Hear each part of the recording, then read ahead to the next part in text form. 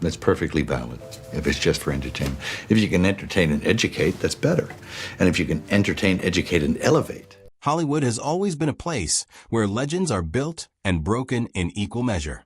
Few stories in the entertainment industry capture that brutal duality quite like the tale of Mel Gibson, a man who climbed to the very summit of cinematic greatness, only to watch it all come crashing down in a single catastrophic night.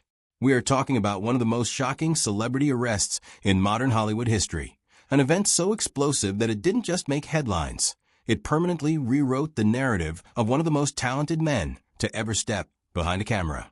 What makes this story uniquely fascinating is the timing. Just hours before Gibson found himself in handcuffs on the side of a California highway, he had been sitting across from journalists, smiling for cameras, and discussing his latest creative work. The contrast between those two moments, the polished public figure and the man who unraveled in the early hours of a July morning, tells you everything you need to know about the dangerous gap that can exist between a celebrity's public image and their private reality. To truly understand the magnitude of what happened that summer night in 2006, you first need to appreciate the empire Mel Gibson had spent decades carefully constructing. Born on January 3, 1956, in Peekskill, New York, Mel Columcille Gerard Gibson was the sixth of 11 children raised in a deeply religious Irish-American household. His father, Hutton Gibson, was a man of fierce convictions and strong opinions, qualities that would unmistakably filter down to his son. When Mel was just 12 years old, the family relocated to Australia after his father won a substantial workers' compensation lawsuit, a move that would ultimately shape the trajectory of young Mel's entire life. Australia gave Gibson something that New York suburbia never could, a sense of rugged independence and a creative hunger that eventually led him to the National Institute of Dramatic Art in Sydney. It was there that his raw talent began attracting serious attention. By the time he graduated in 1977, it was already clear that this wasn't just another acting student looking for his big break. This was someone genuinely different. His screen debut came that same year with a modest film called Summer City, which paid him almost nothing but planted the seed for what was coming next. That next thing was Mad Max, released in 1979 on a shoestring budget of around $350,000 Australian dollars. The film turned Gibson into an overnight sensation across the world. Critics immediately noticed something electric about him, a magnetic screen presence that felt simultaneously dangerous and deeply human. Legendary film critic Vincent Canby compared him to a young Steve McQueen, while others drew parallels to classic Hollywood icons like Clark Gable. These weren't casual compliments. These were industry veterans recognizing a once-in-a-generation talent.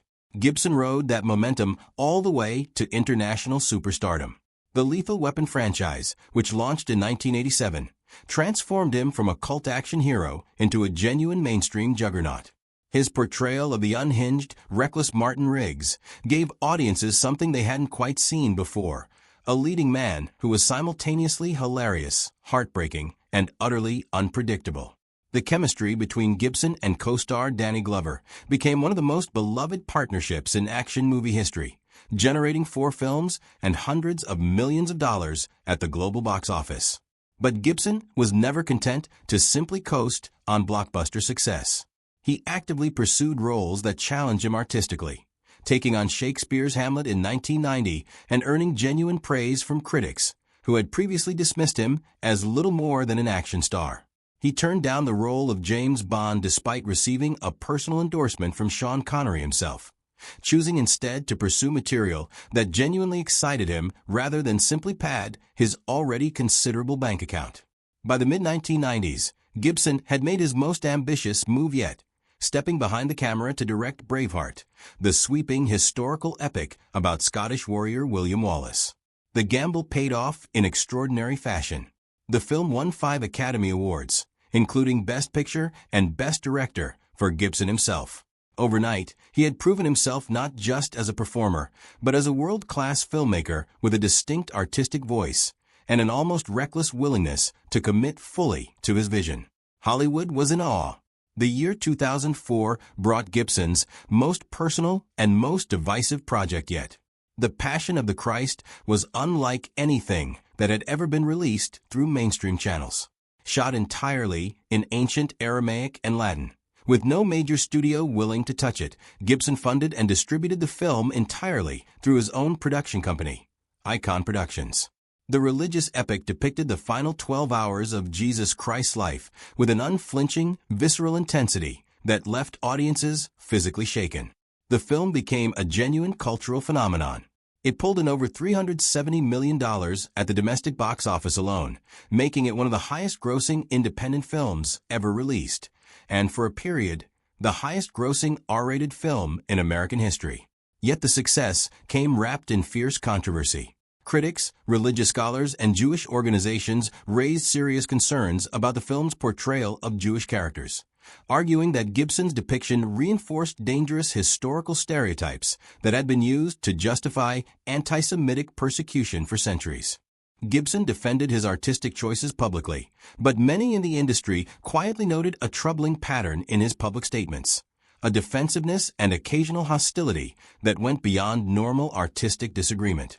The passion debate planted seeds of doubt about Gibson's character that would not fully bloom until 2 years later. For Jim Caviezel, the actor who portrayed Jesus and who reportedly suffered a dislocated shoulder and was struck by lightning during filming, the professional consequences were immediate and devastating. His Hollywood career essentially evaporated following the film's release, an outcome that Gibson himself had privately warned him about before production even began. By the summer of 2006, Gibson had completed his follow-up directorial project, Apocalypto, a brutal, visually stunning depiction of the final days of Mayan civilization. He was actively engaged in the promotional cycle for the film, sitting for interviews, attending events, and maintaining the carefully cultivated image of a creative visionary who had weathered controversy and emerged stronger. Everything appeared, at least on the surface, to be under control. Then came July 28, 2006. Just after 2 o'clock in the morning, Los Angeles County Sheriff's Deputy James Mee was running traffic patrol along the Pacific Coast Highway in Malibu when he clocked a Lexus traveling at 87 miles per hour in a clearly posted 45 miles per hour zone. The deputy activated his lights and pulled the vehicle over. Behind the wheel was Mel Gibson. A subsequent breathalyzer test revealed a blood alcohol content of 0.12%. Well above California's legal limit of 0.08%. Gibson was placed under arrest for driving under the influence. What happened next transformed a standard celebrity DUI into one of the most infamous public relations disasters in Hollywood history. As Deputy Mee attempted to process the arrest, Gibson became agitated and combative. According to the arrest report, which was later leaked to celebrity news outlet TMZ, Gibson launched into a deeply offensive anti-Semitic tirade. He allegedly made statements blaming Jewish people for all the wars in the world and directed threatening and degrading comments specifically at the deputy, who was Jewish. He also reportedly made inappropriate remarks toward a female sergeant who arrived at the scene. The arrest report, which the sheriff's department initially attempted to suppress in favor of a sanitized version that omitted the slurs, became public almost immediately. The fallout was instantaneous and overwhelming. Within hours of the story breaking, condemnation poured in from across the entertainment industry, from Jewish organizations, and from cultural commentators worldwide. The Anti-Defamation League issued a sharp statement calling Gibson's remarks deeply disturbing. Studio executives who had previously championed him went conspicuously silent. Projects that had been in development were quietly shelved. The man who had once commanded $25 million per film, one of the highest salaries in Hollywood history, suddenly found himself radioactive. On October 10, 2006, Gibson sat down with veteran ABC News anchor Diane Sawyer for his first major public interview since the arrest. The conversation was remarkably candid by Hollywood standards. Gibson described his anti-Semitic outburst as despicable, acknowledging without qualification that what he had said was deeply wrong and hurtful. He characterized the remarks as the senseless ranting of a man who had lost control of himself entirely, though he was careful to add that losing control did not excuse the content of what he had said. Gibson spoke at length about his lifelong battle with alcoholism, describing it as a disease that had periodically seized control of his life despite years of attempted recovery. He revealed that he had actually managed to maintain sobriety for an extended period before relapsing in the months preceding the arrest. He described addiction with a raw honesty that was striking, acknowledging that fear of consequences, fear of losing your family, and even fear of death are often insufficient weapons against the compulsion to drink when the craving takes hold. He also addressed the Hollywood backlash directly, acknowledging the pain his words had caused and expressing genuine sadness that people in the industry felt frightened and hurt by his behavior. He did not attempt to minimize the severity of the professional consequences, simply noting that he would continue to create regardless of how the industry responded, and that he had never fundamentally depended on external validation to drive his work. Legally, the resolution came relatively quickly. Gibson pleaded no contest to a misdemeanor DUI charge, was sentenced to 3 years of probation, and was ordered to complete a formal alcohol rehabilitation program. He complied with all conditions of his sentence. The 2006 arrest did not exist in isolation. As the story dominated headlines, other troubling accounts from Gibson's past began to resurface and receive renewed attention. Actress Winona Ryder, speaking to GQ magazine in 2010, alleged that she had witnessed Gibson make deeply offensive homophobic and anti-Semitic remarks at a Hollywood party approximately 15 years earlier, in the mid-1990s. According to Ryder, she had tried to tell people in the industry at the time, but found that no one was willing to believe her or take her account seriously. Gibson's representatives forcefully denied her allegations, calling her claims false. But the story added another layer of complexity to an already complicated public narrative. The picture that emerged from these various accounts was not of a man whose hatred appeared suddenly out of nowhere under the influence of alcohol, but rather of someone who had long harbored views that alcohol simply stripped the social restraint away from. Whether that interpretation is entirely fair remains a matter of genuine debate. Addiction and intoxication do not automatically reveal a person's true beliefs. They can also distort thinking in ways that have nothing to do with sober reality. But the pattern of incidents made it considerably harder for Gibson to credibly claim that his remarks were purely an aberration. The years that followed the arrest were professionally brutal. Gibson's talent agency dropped him. He was removed from consideration for The Hangover Part 2 after crew members objected to his involvement. Roles that would previously have been automatic offers dried up almost entirely. For nearly a decade, one of the most gifted filmmakers of his generation found himself essentially frozen out of the industry he had helped define.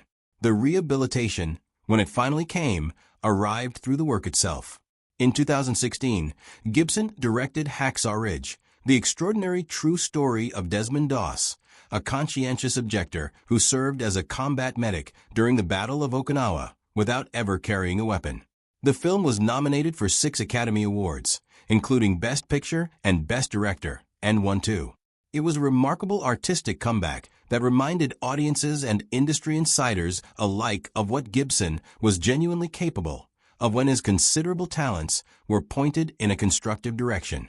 The film did not erase what had happened in Malibu in the summer of 2006. It was never going to do that. But it did demonstrate something important, that whatever darkness existed within Gibson, so did an authentic creative gift that continued to produce work of genuine power and significance. The question of how to weigh those two realities against each other is one that audiences, critics, and the industry itself have never fully resolved and likely never will. Mel Gibson's story is, in many ways, a perfect encapsulation of Hollywood's most enduring and uncomfortable contradiction: the idea that extraordinary artistic talent and deeply troubling personal failings can coexist within the same human being. The events of July 28, 2006 did not define Gibson's entire legacy, but they permanently altered its shape. The interview that preceded the arrest by mere hours represented everything he had carefully constructed over 30 years. The traffic stop that followed represented everything he had failed to confront within himself.